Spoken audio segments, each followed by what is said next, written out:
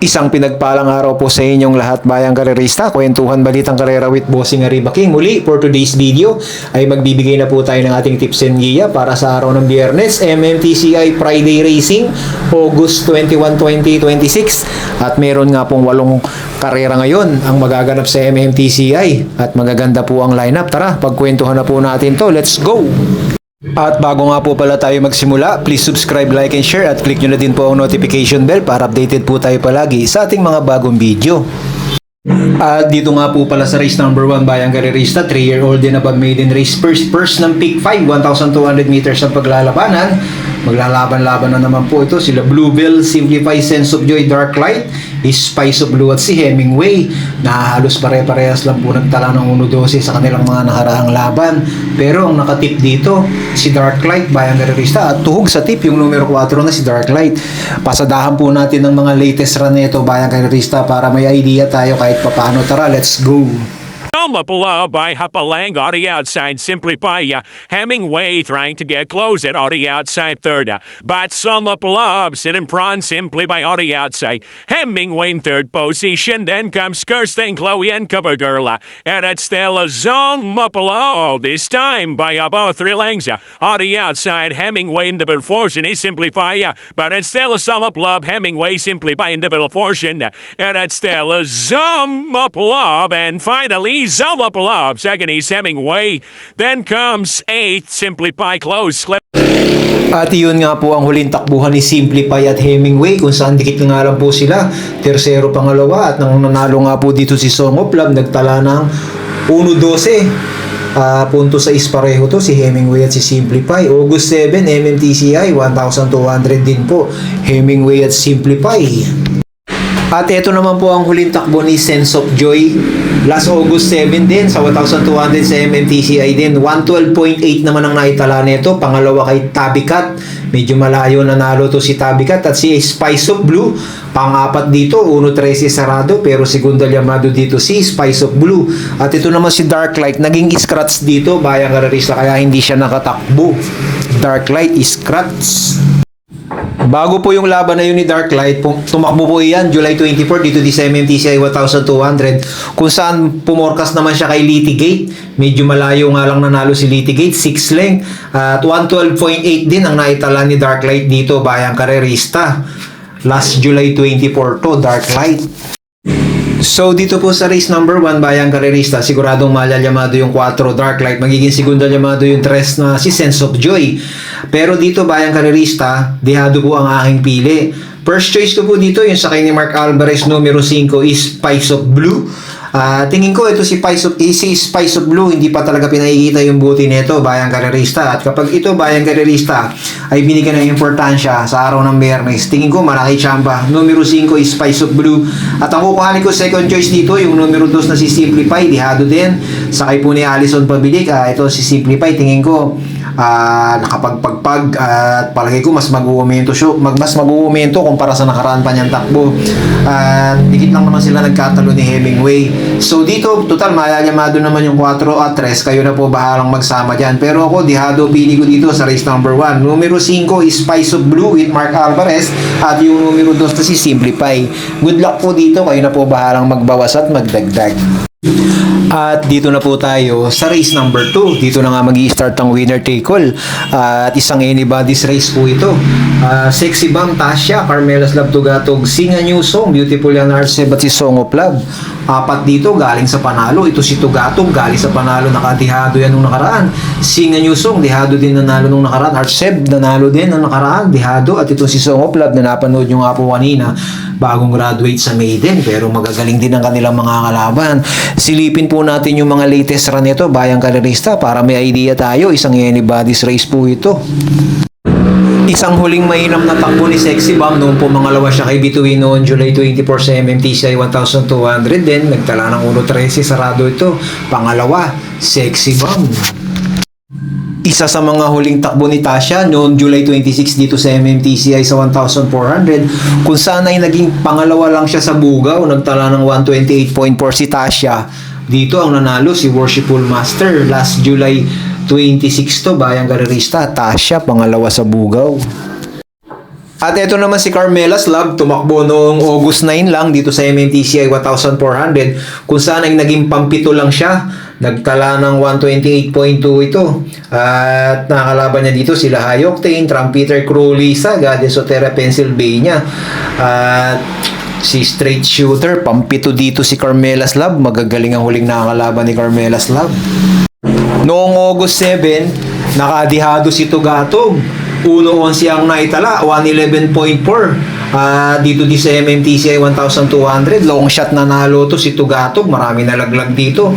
Katakataka Amarant, Megan, Maxine, Guerrero Warriors ang mga tinalo nito. Tugatog. Ito naman po si Beautiful Yana, July 22 MMTCI 1200, pangalawa kay Light from the East, sinakyan ni GQ Cabarios talaga sumasakay dito. Beautiful Yana, 112.2 ang naitala.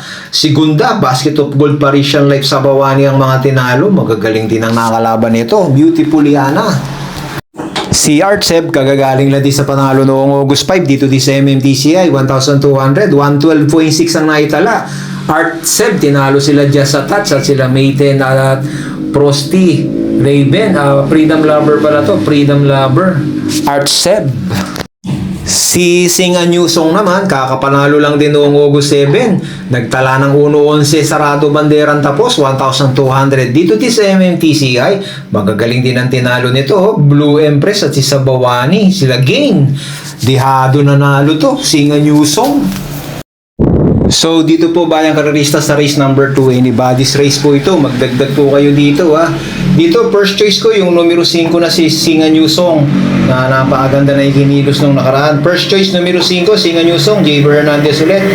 At second choice ko po yung numero 2 na si Tasha sakay ng AB Serios, bayang karerista. Sobrang baba po nito sa laban si Tasha. At ito palagay ko alabitin to, bayang karerista. Madidihado to dito. At third choice po natin yung madanyamado numero 6 na si Beautiful Yana na wag lang sanang maiiwanan. Medyo naiiwanan kasi ito ngayon, bayang karerista. Makalabas sana ng maganda. So dito, bayang karerista, first choice numero 5, Singa Newsong. Second choice numero 2, Tasha. Third choice natin yung numero 6 na si Beautiful Yana. Kayo na po bahalang magbawas at magdagdag, bayang karerista. Panimula ng winner take all. Kakalat sigurado. Good luck po dito sa race number 2. At dito na po tayo sa race number 3, start ng pick 6, 5 kabayo, bayang karerista. At Clever Girl, Blue Charm, Kirsten Lewis, Magino at si Humble Master. Natutuhog sa tip dito yung numero 4 na si Magino o sa kay Nea Ramos. Ano kaya ang dahilan? Ba't natutuhog sa tip yan, bayang karerista? Pakita ko po sa inyo lahat ng mga latest run nito 5 na to. Tara, let's go! Ito po yung huling takbo niyan si Clever Girl, tapos si Magino at si Kirsten Lewis nung nanalo nga po si Song of Love nung August 7 dito di sa MMTCI 1200. Pang-apat si Kirsten Lewis kay Song of Love, nagtala ng 1-13 sarado. At si Clever Girl, 1-13 sarado din. Ibig sabihin, dikit silang nagkatalo sa fourth placer at sa fifth placer. At si Magino na siyang natutuhog sa tip, na scratch dito. Yan scratch po si Magino. So yan, bayang karerista, Kirsten Lewis at Clever Girl, parehong 1-13 sarado ang naitala at si Magino scratch. Mayroon pong takbo si Magino noon June 10 dito din sa MMTCI kung saan naging pangalawa sa Bugaw, 1-18.2 ang naitala.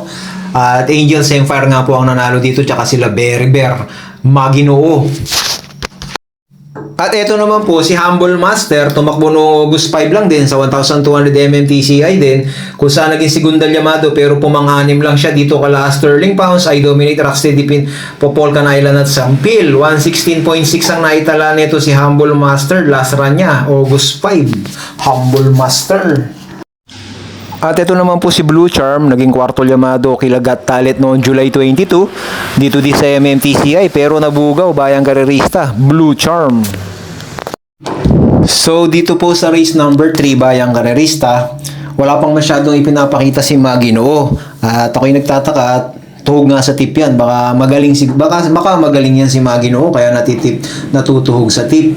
Pero wala pa siyang magandang ipinakikita, bayang karerista.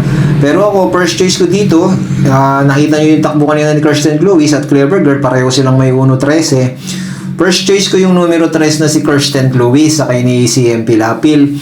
Matagal na to sa maiden at wag lang maiiwanan dahil kasi minsan naiiwanan to. Pero pag hindi naiiwan, tingin ko baka makagraduate na. Numero 3, Kirsten Lewis. At ang kukuhanin ko second choice dito, yung numero 2 na si Blue Charm. Ito si Blue Charm sa kay ni RCC Masyo ngayon.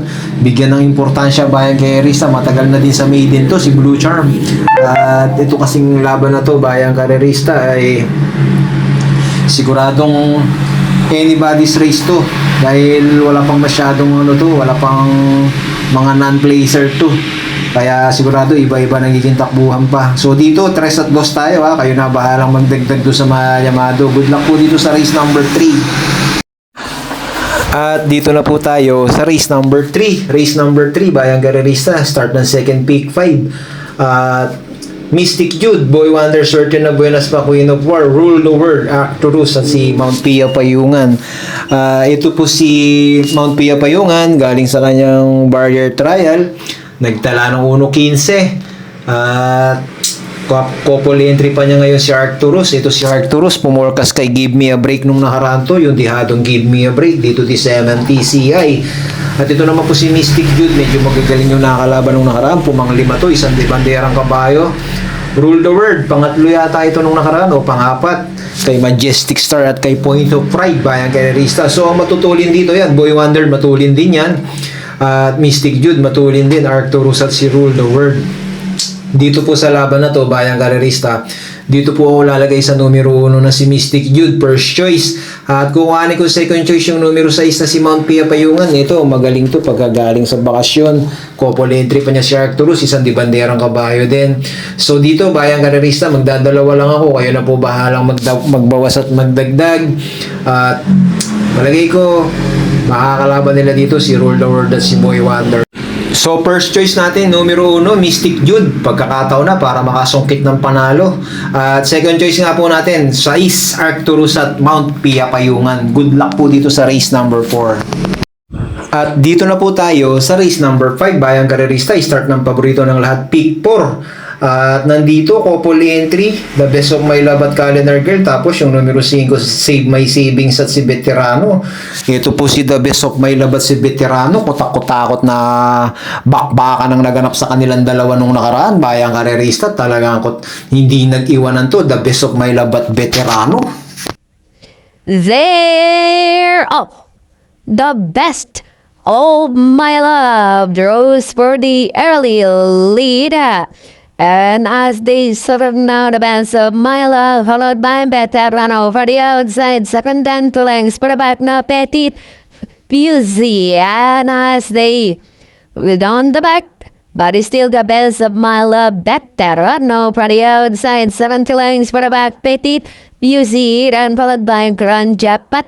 Spellbound is next in line as they pass out mile now. It is still the best of my love and Veterano for the outside, Petit Busy, then followed by Grand Japat as they round off one turn, Veterano, the best of my love, Petit Busy, then followed by Grand Japat. And here comes a border force coming close now in Pipa. Done from the inside is make no mistake as they turn for home, Veterano, then followed by Petit Busy, now by the outside, done from the inside, the best of my love. And rushing up now is Make No Mistake and Butter Pours on the other outside. Make no mistake and Butter Pours, and finally Make No Mistake, Butter Pours, Petit Busy, then followed by the best of my love, Grand Japat, Veterano, and Yinto Hari.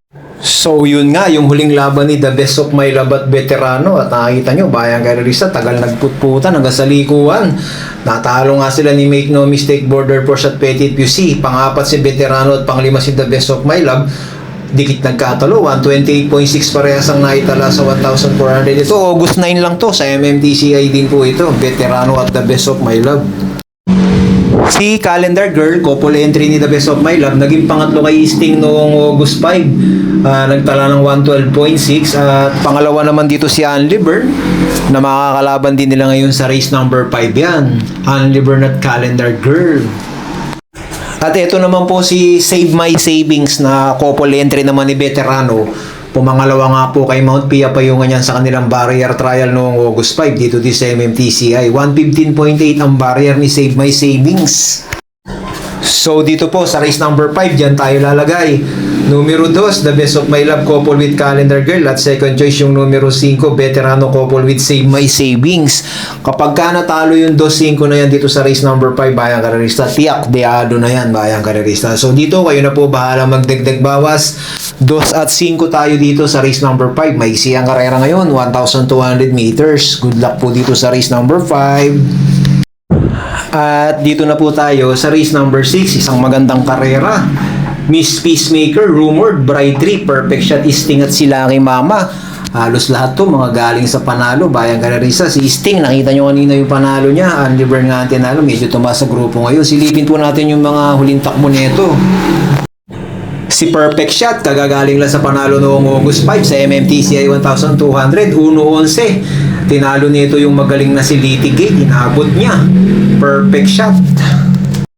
Miss Peacemaker, medyo malupit din ang huling panalo nito. August 7 MMTCI 1,200, 1 Gs, sarado. River Rose Flaming June Armani Moves ang tinalo. Nag-umento to, Miss Peacemaker. At ito si Rumored, galing din sa panalo noong July 26 lang sa mahabang karera. Tinalo si Nananabubo at Gran Jefe, dihadong nanalo. Rumored. Si Lucky Mama, kakapanalo lang din noong July 24 dito sa MMTCI 1,200. Medyo malupit din, 110.8 ang naitala sa 1-2. Manila Debay Bride 3, Quencio at Justifiably So ang nakalaban. Lucky Mama.